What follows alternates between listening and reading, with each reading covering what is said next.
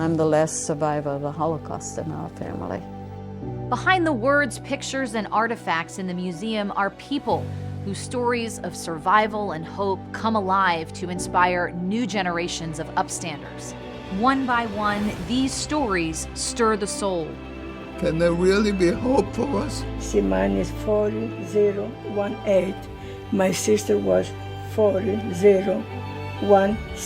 Holocaust survivors, their descendants, liberators, champions of justice, and courageous upstanders ask only this: hear my story, so that the lessons they teach will echo for generations. I will never meet someone else like my father. But there are many of us who, if we come together, can keep his voice alive. These stories will change you. They will move you to action, inspiring the best of humanity every day.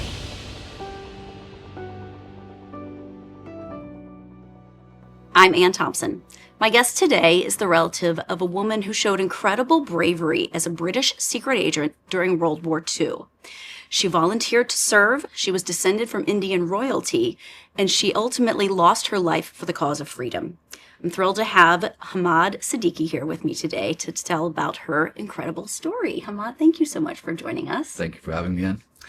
I want to start with just you and getting to know you a little bit, and our audience can get to know you. Tell me a little bit about yourself, your family. Are you from the area? So, yes, thank you. Pretty much from the area at this point. I have been a Cincinnatian now for almost 25 years. Okay. I was born and raised in Pakistan. So my side of the family actually migrated from India when the country of Pakistan got created in 1947. So our branch of the family kind of migrated there. So that's where I grew up, and came to the United States when I was almost 19 for college. Went to the University of Cincinnati, and 25 years later, here we are, and loving where I live and loving what I do, and just, privileged to be a part of this community. That's great. Well, I'm so glad we got to keep you in town. Tell me, when did you first hear about Noor's story? And Noor was kind of a family legend growing up. So she was a cousin of my grandfather, my paternal grandfather, my dad's dad, and he came from landed aristocracy as well in United India, as we called it, pre-partition India. So growing up, we just heard about this fantastic great aunt who went and volunteered for the SOE and fought the Nazis and in her own special way. And then when, unfortunately, the tragedy that befell her. The family I grew up in, we've always been adherents to a form of religion which believes mostly in humanity. So she was always held up as an example, as kind of like a poster child of how we should all live our lives, and stand up when it's needed, even when it's not something that directly concerns us. Okay. If it's right, you stand up for it. So she was, like, as I said, like kind of like a poster child for us to look up to growing up. So did your grandfather share memories of her? Did he know her personally? I believe so. Okay. So he was a little bit younger, and I believe that she spent most of her life in Europe. Okay. Because of her own father's career. But I assume that there was interactions, family growing up. I mean, you're talking about the early 1900s, right? So she was born, I believe, in 1914. He was born in 1916. Okay. So her dad was very involved with the Sufi movement of Islam, and traveled the world. Ironic, that's where he met her mom, who was an American, Ora Ray Baker. Okay. So was her name. And I believe from Albuquerque, but I could be wrong. So yeah, there was interactions. She was always an older, kind of a model for my grandfather as well, and my grandmother to kind of hold up to us. So that's lovely. What can you tell our audience about the Sultan? What would that be important for them to know? My complete understanding of the genealogies might be a little tenuous, but I do know that there was a direct link to Sultan Tipu, who was the ruler of Mysore, state in India. And I believe her mom was the daughter of Sultan Tipu, and my grandfather had his own links to different royal families that ruled United India at that time. Tipu himself was, he's a hero for both Pakistanis and Indians, because he was one of the primary resistance fighters against colonial and British rule. And I think he was kind of like the thorn in the side of the British for many, many years. And, when he was eventually conquered by the East India Company, a lot of the trophies from his palace were taken and are still at the Royal Museum in London, where, they're kind of like war trophies. So, but to us, subcontinental folk, Southeast Asians, he was, a war hero. Like, he was not a rebel per se. He was more of a freedom fighter. So, semantics is important sometimes. Absolutely. Absolutely. So by virtue of that, she was a very upper class person, came from a very well-to-do family. Absolutely. So just, I remember a story my grandfather told about his own upbringing. So the land that they were responsible for encompassed 116 villages in India. So you're talking about hundreds of thousands of acres that were ruled by these families under, the nobility laws of India, as they were called at the time. And then I think India did away with titled nobility sometime in the 50s. But until then, these folk were very privileged, to your point, lived a very different life than the rank and file, population of both countries. So, yes, very privileged, foreign educated. None of the restrictions that time and history at that time created for people of color or for women or for anything like that. They were kind of above that. So that's kind of incredible. It was, yeah, absolutely. So it's interesting to think that these bubbles that were existing, even, at those times when we hear about so many different stories about either anti-Semitism or civil rights, there was folks that kind of transcended that because of economics. That is a very unusual story that doesn't always get told, so I'm glad you're here to speak to that. So let's go to when, war comes to where they're living. Paris falls to the Nazis in 1940, and her family fled to England. And as you mentioned, she and her family were of the Sufi faith. Mm-hmm. Can you tell us a little bit more about what that would have meant for them? So I think the best way to explain Sufism, it's definitely within the confines of the Islamic faith. Okay. But the adherents of Sufism generally are very pacifist. Mm-hmm. I remember a Sufi saying that it always resonated with me, that if you believe that everything comes from God, then how can you not love everything? And that is sort of encompasses the philosophy, right? That humanity is the biggest religion that rules us all, that, we're all linked and we're all tied by these bonds of just being human. And everything else, color, creed, religion, that's next. Mm-hmm. The very essence of our existence is that, we are the same. And that's what Sufi philosophy really teaches. And I know I'm doing a huge disservice because there's a massive school of thought, but that's how I've always believed it to be. And, people hear about, Sunniism or Shiaism, and those are the two main sects, but Sufis have always held a very strong place within the entire belief system of Islam as well.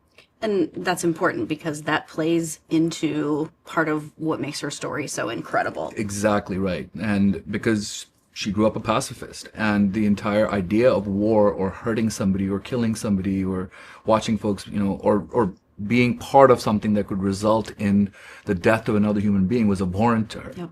So, it was definitely a, one of those the crises of conscience and everything else that, you could term for her to do what she did.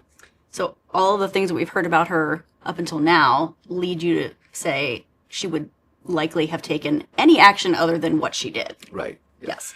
Absolutely. I mean, I could see her because she was highly educated, spoke multiple languages, maybe writing or maybe leading a protest back in India, against, that would have seemed more, I would say, logical mm-hmm. for, somebody coming from privilege and somebody had a lot to lose. Sure. With her position in life and everything. So that would have been, I think maybe the easier way out. But what she did that's what makes it even more remarkable, to your point. So let's get to that part. In the fall of 1940, she enlists in the British Women's Auxiliary Air Force. I cannot only imagine what her parents must have been thinking, and I this envision in my mind of them maybe trying to talk her out of it or something along those lines. But she was undeterred. She was. And so she spent a couple of years as an enlisted person. Mm-hmm. And then she was recruited to join this covert operation. Right. So a little bit of information about this SOE, because I had to look it up. It was a new term for me. Special Operations Executive, set up by Winston Churchill. Right. Their role was to go into Nazi-occupied countries to spread propaganda, collect information, and sabotage and send information back. So this was not a low-stakes job that they wanted her to do. Exactly. Very well put. Yeah, it was as real as it gets. You think about, what Hollywood has popularized, MI6 and the Secret Service, and then, this was literally embodied that. This is what sabotage, espionage, propaganda, code breaking, you name it, and really being in the thick of the action, not doing this from somewhere in Westminster or, somewhere in England. It was truly in the heart of where the actual violence and the war was taking place. So I know you've looked up a little bit more detail about her story. Were there specific anecdotes or anything that you remember being passed down to you about her time? It's a good question. And really, with family folklore, it's always interesting, right? Because you have to kind of separate some of that. And we were always taught about Noor as a lesson, right? About equality, about, how women's rights are just as important as any other rights. And, I grew up with 3 sisters. So anecdotes about her were just that she was very frail, that she was just a tiny little thing and very feminine, so it just always, whenever my grandfather would talk about it, he said, mighty things come in small packages, and never let anything or anybody ever hold you back because of your size or because of your upbringing or because of anything like that, because every one of us has it within us to do amazing and great things. So really the anecdotes were more about how tiny she was and she was musically inclined and artistic, and the last person anybody would have expected to get into the rough and tumble world of international espionage. So.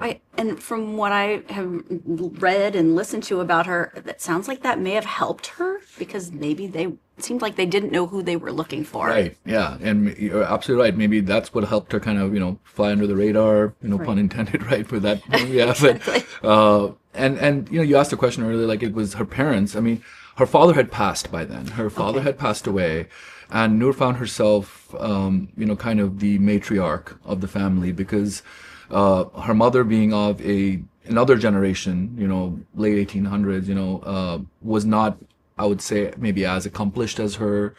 And the death of her father had, from my understanding, had really kind of set her back. So Noor had to step in and take care of her 3 other siblings. And so had already assumed an independence and a leadership role within the family. So for her, I think it was just maybe a continuation of where she was already going, and her life was leading her to, go this way as well. And but I would like to imagine that her father probably or should have supported that. I mean, that's what I would like to think. Yeah. Because I have daughters myself, and I don't know how much more proud I would have been, if my daughter had done something like that. So in June of 1943, she was sent behind enemy lines in France. And from what I read, she was given a portable radio to transmit messages that she carried around in a suitcase. Right. And she was literally the first female wireless operator in France. That's true. That is an incredible accomplishment. I mean, I honestly, it's just boggles the mind. It does. It does, right? For somebody who, on paper, should never even be anywhere close to the peripheries of this conflict, of this scenario, that's where she found herself and, raised her hand. She was multilingual, like many of us who grew up in that part of the world. So she spoke fluent French, English, Urdu, Hindi, and I think also Portuguese and German. So it was. She was very attractive to the SOE because of the linguistic skills, and then she was intelligent. So the Morse code is not something that's easy to master, and most of the messaging at this point was done in Morse. Yeah. So to have a command of that skill as well as languages, and to your point, kind of not being what your typical idea of like a secret agent would be, right? I think all combined, she made for the perfect agent. The conditions under which she entered were incredibly difficult. Right. From what I read, I'm sure that you've read the same thing. That the average lifespan of a radio operator that they would have dropped behind enemy lines at that point was 6 weeks. Yeah. Can you imagine? I cannot. Yeah, that is, and knowing that, right? And the other thing that's so remarkable, Anne, about her story is that throughout her training by the SOE, she failed it. She failed every physical test that was put to her. She couldn't jump. She couldn't run. She used to, she'd start panting and get breathless in physical activity. There was some remarks I read from her commanding officers that she was just too sweet, too nice, too feminine. I mean, there was all these things. So at every step of the way, her own instructors were deterring her from doing this. And even until the last moment when she was literally being sent on the plane, she was being told, like, you sure you don't want to change your mind? Because, like what you said, 6 weeks average, and the way you're going, it probably is going to be half that survival. But there was a steel to this woman that is just incomprehensible. Where, despite seeing or knowing the facts, knowing her own inexperience, and what her betters are telling her, you're not up to this, to still have that that commitment to to what is right, and to still do that is just fantastically incredible. The resilience just comes through over and over and over again. She was given the code name Madeline. I love that Right. that French name for her. Right. Exactly. And then, did you also read that she aided in the release of 30 downed airmen back to safety? Wow, that I did not know. I mean, wow. For the short amount of time she was there, Right. is the impact that she made is incredible. So she would carry the suitcase around, and after collecting whatever information she could collect, she would have to set up this apparatus and then transmit these signals back to British intelligence. Exactly. And so that requires also tremendous amount of ability to think on your feet and ingenuity, which, again, there's nothing in her upbringing that indicates that she would be good at, sneaking or any kind of. So it's something that she must have just taken to, or felt that she could do because she needed to. Exactly right. There's that saying in English, and I am English as a second language person, so pardon me if I'm butchering the saying, but cometh the hour, cometh the man. Right. In this case, cometh the hour, cometh the woman.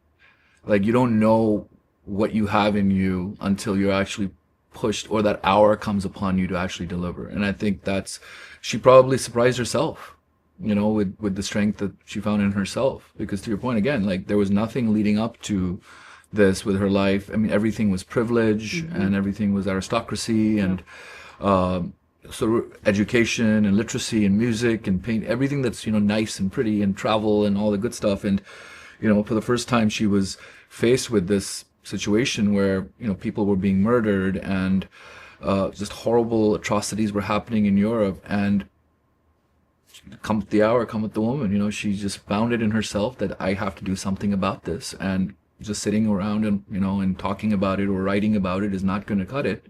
And she just took that step, which is, again, just remarkable that she found that inner strength. Yeah. So she is doing this work for many weeks. She lasted 3 months, from what I understand. Is that And then she was captured. Have you read anything about how that came about? Again, going back to family folklore, I read that she was betrayed. That was kind of what we were always told, that somebody sold her out, or there was a person within the SOE that reported on her, basically. And then just doing research this past year, or I shouldn't call it research, maybe just reading articles, there's some indication about a potential like a person who was a co-agent, and also a female who basically took some money from the Nazis to sort of give her name up. But I couldn't comment on the accuracy of that. Yeah, At any rate, yeah. she does end up captured. Yes. And she wasn't the only one. Many of the other members of this resistance group were also arrested, taken away. Right. And from what I understand, after many of her colleagues in this organization had been arrested, she was given the option by the British to return. Be like, this is enough. Mm-hmm. You've done more than we asked of you. We will send a plane and come get you. And she said no. Oh, yeah. Can you believe that? Wow. I know, right? It gives you chills because just that level of bravery is, you wonder, what would I do, right? In this situation. I think all of us wonder when faced with these kind of scenarios, but it just shows the measure of who she was. Well, and the decision at that point is even different than the decisions that she had made prior, because she's been there. Right. Now She's she seen knows. it. Exactly. She knows that the city is crawling with Nazis who are intent on hunting her down. Right.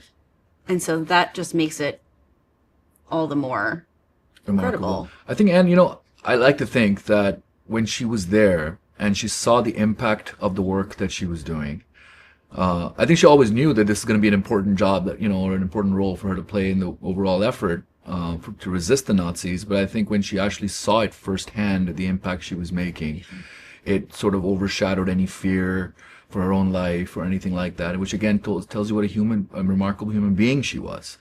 That, when you see the difference you're making and you weigh it against the risks that you're taking and you come out against, and in favor of the difference you're making, it just shows how selfless you are. That's why I like to think that she was that. So I like that thought as well. yeah. So while she is captured, I read that she tried to escape twice. Yeah. Not once, Right. but twice. Right. While she was imprisoned, they were interrogating her, obviously trying to get information. Right. She was tortured, from what I understood. And this went on for the better part of a year. Yes. Which is horrific. I know. Yep. You hear stories of grown, trained military men buckling under a couple hours of it, of torture. And you have this slight, feminine, unsuitable woman, right, who held out for a year. And from what stories we heard, that she was continuously shackled and manacled. Not once was she actually given, a free reign of the facility where she was being kept. Like, she was actually considered a dangerous person by the Nazis, to the point where she was shackled throughout. And the torture was ongoing and just horrible to think about, truly. But despite that, she gave up no information. Nothing. Yeah, nothing. Ultimately, she and some of the other resistance members were sent to Dachau, where they were murdered. They did not survive the war. And I was very moved to see that a statue has been created of her in London. Yeah. Princess Anne unveiled it herself, which speaks to just the kind of person that she was. And the esteem that, that she's finally finding, right? Yes. In people's memories, collective memories. Absolutely. This is, and it's fantastic, just to see that recognition, because yes, from a perspective of somebody who, can claim some level of, relation to her, we're very proud. But I think on a larger note, right, for somebody like myself, who's the father of 2 girls, right, who's the brother of 3 sisters, I love that she's getting this recognition, because it tells that story that, nothing should hold you back from doing what's right. And so to see this, this light being shown on her over these last several years has been really fantastic to see, and to hear about art projects being done on her, and this exercise, I'm so grateful for, because if we can inspire one or two people out of this, right, to do what's right in the wake of the media or world affairs, and just do what's right. That's what's important. So I'm really, really happy to see these things happening finally.